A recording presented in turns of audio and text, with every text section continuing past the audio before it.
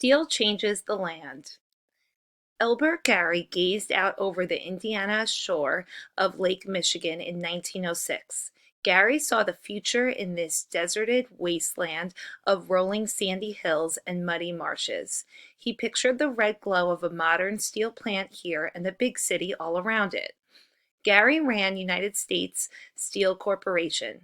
His company's new plants had to be near good water transportation, railroads, and the natural resources needed to make steel.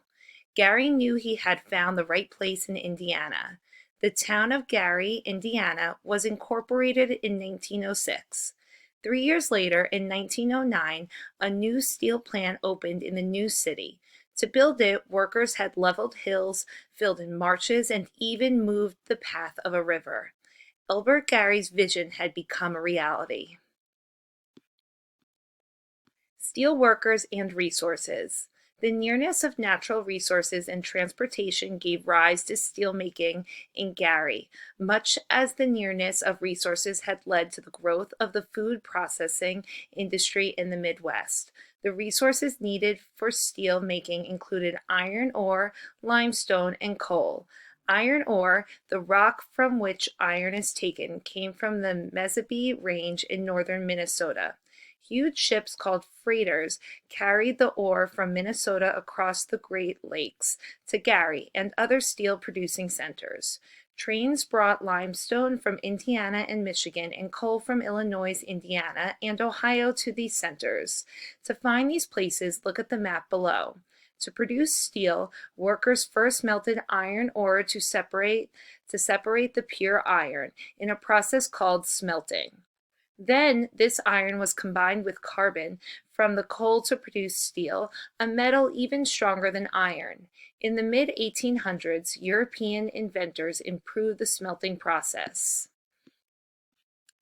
These improvements helped steel factories in the United States produce huge amounts of high-quality steel for growing markets.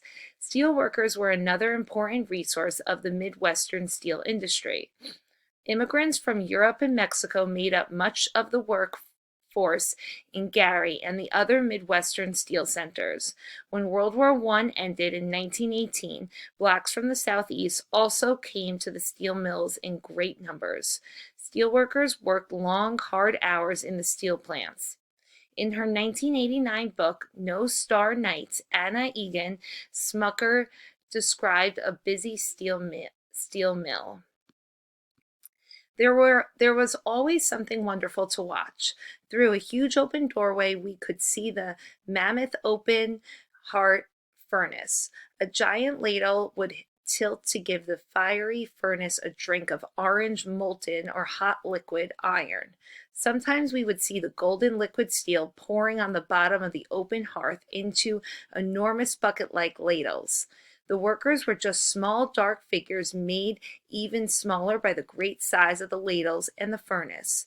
The hot glow of the liquid steel made the dark mill light up as if the sun itself was being poured out, and standing on the bridge we could feel its awful heat. Skyscrapers made of steel. Midwestern workers produced huge amounts of steel in the late 1800s and the early 1900s.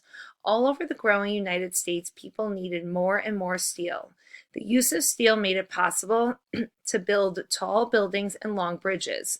With strong steel skeletons, new buildings could rise higher than ever before.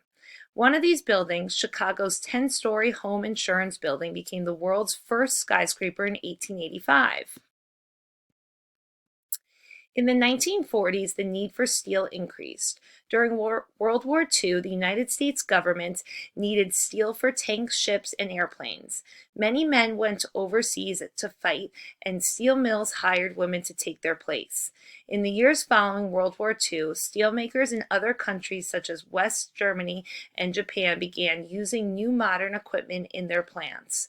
Find these countries on the map on page 401. Foreign mills were able to produce steel more cheaply than companies in the United States. Many factories that needed steel began to buy it from foreign countries. Some plants closed in the United States and steel production began to fall off. To deal with these problems, United States steelmakers began to make some of their plants more modern.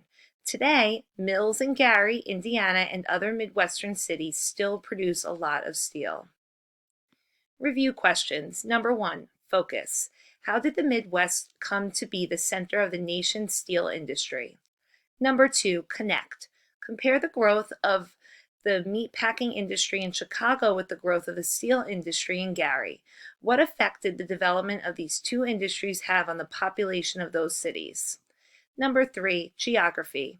Why are the major steelmaking centers in the Midwest located on or near the Great Lakes? Number 4, critical thinking. How might the history of the steelmaking industry have been different if, in the years after World War II, mills in the United States had begun using modern equipment? Number 5, writing activity. Imagine you are an African American who had migrated from the South to Gary, Indiana in 1915.